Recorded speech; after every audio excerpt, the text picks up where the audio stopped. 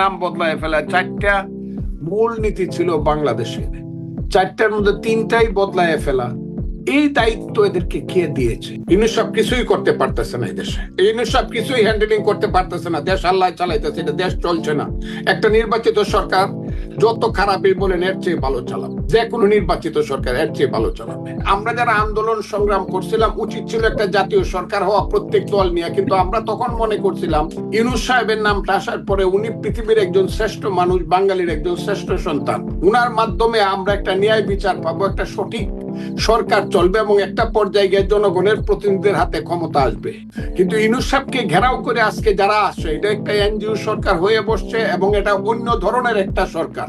তারা মুখে বলে এক, মনে তাদের অন্য কিছু। একটা কথা বলি, নির্বাচিত সরকার যদি ভালো কিছু 53 বছর না করে, তাইলে আগামী 53 বছর আমিও আপনার সাথে একমত যে এটা অনির্বাচিত সরকার থাকবো।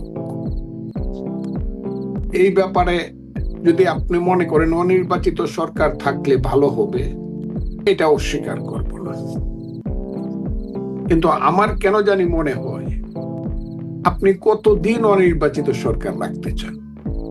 আপনারা এই যে শুরু হইছে অনন্তকাল অনির্বাচিত সরকার থাকবেন, এত পাতা এই সরকার মেলাইছে, একটা পাতা শেষ করতে 5 বছর লাগলে আমার ধারণা হলে 100 বছর লাগবে এবং কিয়ামত পর্যন্ত লাগতে পারে তাদের সংস্কারে।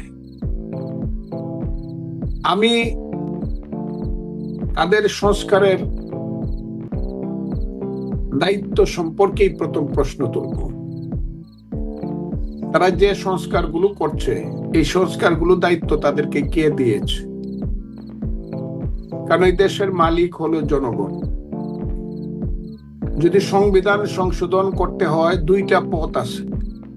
একটা পথ হলো সমস্ত রাজনৈতিক দল একসাথে বসবে, ঐক্যমতে অনেক কিছু সংস্কার করতে পারে। তবে বলতে হবে ভবিষ্যতে আমরা যারা যারা ক্ষমতায় পার্লামেন্টে যাব, আমরা সবাই মিলে এই সংশোধনীগুলো পাশ করে দিব। এটা হলো একটা। আরেকটা পথ হলো যে না, কোনো ধরনের ইলেকশনটা হবে গণপরিষদ অথবা সংবিধান সংশোধনের ইলেকশন। তখন প্রত্যেকটা রাজনৈতিক দল পাবলিকের কাছে যাবে, জনগণের কাছে যাবে, যারা এই দেশের মালিক। সেই মালিকেরা সিদ্ধান্ত দিবে কোন সংশোধনী তারা সংবিধানে চায়। তখন যারা বেশি ভোট পাবে সংবিধানের নিয়ম অনুযায়ী, তারা তাদের মতো করে সেই সংবিধান সংশোধন করবে। কিন্তু যেটা শুরু হয়েছে, এইটা আমার কাছে মনে হয় একটা নিষ্ঠুর প্রতারণা জাতির সঙ্গে শুরু হয়েছে, একটা নিষ্ঠুর প্রতারণা। এই যে বাংলাদেশের নাম বদলায় ফেলা, এত সাহস, এরা কারা? বাংলাদেশের নাম বদলায় ফেলা। চারটা মূল নীতি ছিল বাংলাদেশের, চারটার মধ্যে তিনটাই বদলায় ফেলা। এই দায়িত্ব এদেরকে কে দিয়েছে? এখন আবার শুনতাছি তারা বাংলাদেশটাকে 4 ভাগে ভাগ করে প্রদেশ করবে ইত্যাদি। এই যে বেসিক জিনিসগুলো, একদম একটা দেশের সমস্ত সংবিধানের সবকিছু পরিবর্তন, একটা দেশের মূলনীতি সব পরিবর্তন করে একদল লোক যারা মেম্বার ইলেকশনে দাঁড়াইলে পাশ করবে না। আমি এটা বললাম, ইউনিয়ন পরিষদের মেম্বার ইলেকশনে দাঁড়াইলে তারা পাশ করবে না। তাদের মা বাবাও জানে না তারা পলিটিক্স করে কি করে না। যাকে সংবিধান সংশোধনী করার জন্য প্রধান ব্যক্তি করা হয়েছে, তিনি 40 বছর দেশে ছিলেন না, উনি একটা বিদেশের নাগরিক। উনার মনোবৃত্তি আমরা আগেই জানতাম, উনি বলেছিলেন সংবিধান ছিঁড়ে ফেলে দিবে। এখন দেখা যাচ্ছে এই অবস্থাটা দাঁড়াচ্ছে। এই অবস্থা দাঁড়ানোর ফলে এমন একটা জটিল এবং কঠিন পথে বাংলাদেশ যাচ্ছে। আপনি বলতেছেন খুব দ্রুত ইলেকশন, দ্রুত কেমনে হইল? আগস্ট মাসে সরকার এসেছে 8 তারিখ, আর বিএনপি ইলেকশন চাচ্ছে আগামী জুলাই আগস্টে। 1 বছরে একটা সরকার একটা ইলেকশন দিতে পারে না। এটা খুব তাড়াতাড়ি হইল। তাহলে তত্ত্বাবধায়ক সরকার যে 3 মাসে ইলেকশন করে বা করছে 4টা ইলেকশন, এটা কিভাবে করলো?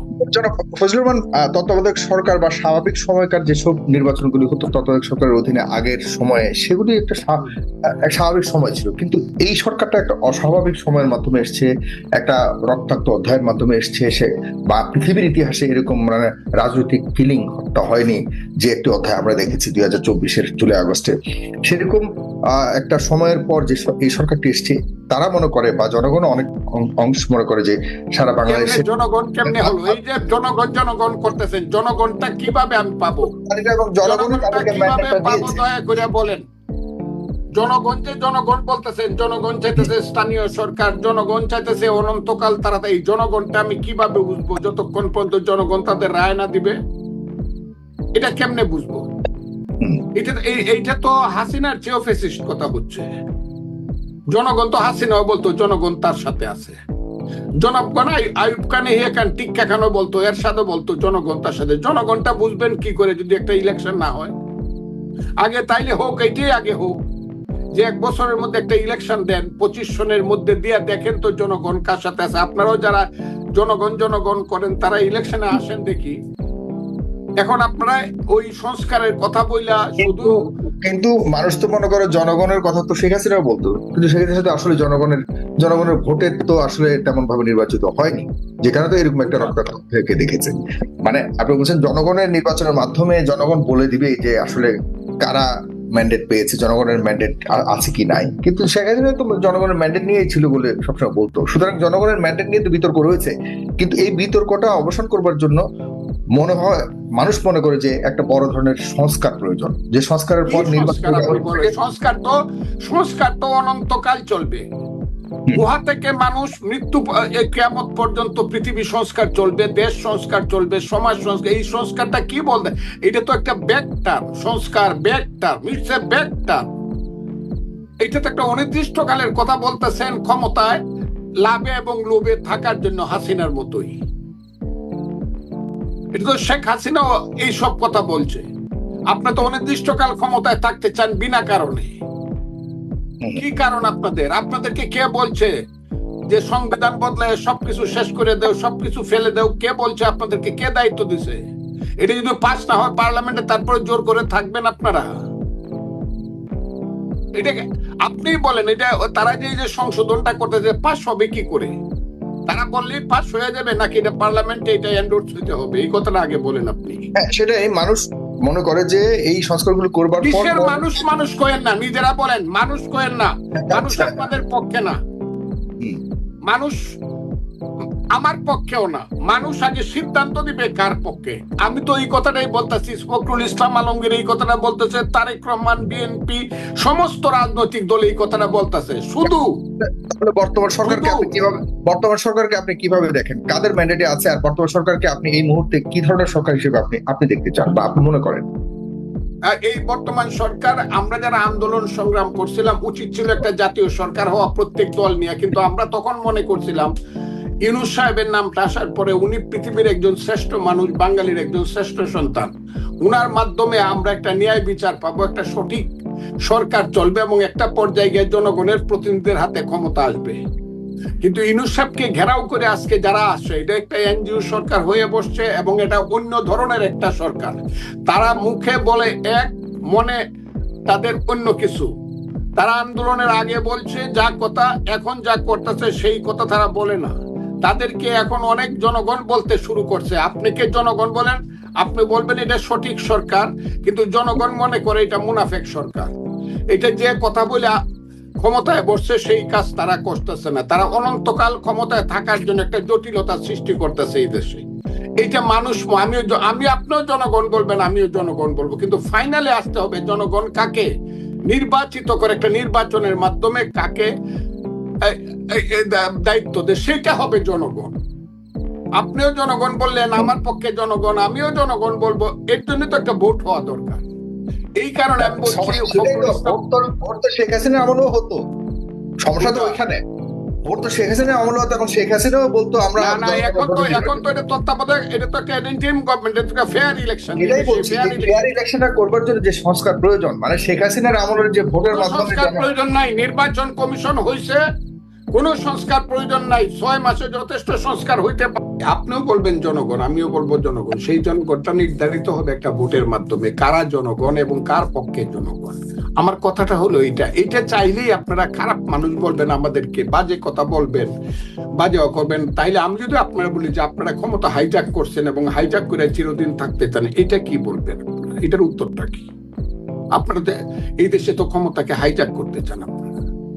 আপনাদের কি প্রজ্ঞা? এই যে এই দেশে জিনিসপত্রের দাম বাড়ছে, আগুনের মতো দাম বাড়ছে, আইন শৃঙ্খলা পরিস্থিতি। আপনার কাছে কেন মনে হচ্ছে কেউ ক্ষমতা হাইজ্যাক করার চেষ্টা করছে? কোন কারণে মনে হচ্ছে? এবং আপনি বললেন কেউ কেউ আপনাকে গালাগালিও করছে, সেটাকে আপনি কেন মনে করছেন? আপনারা কি একটা চাপ অনুভব করছেন? আপনাদের মধ্যে কোন একটা ভীতি আছে? কারণ ওদিকে আবার ভারতও ভীতি ভয় দেখাচ্ছে।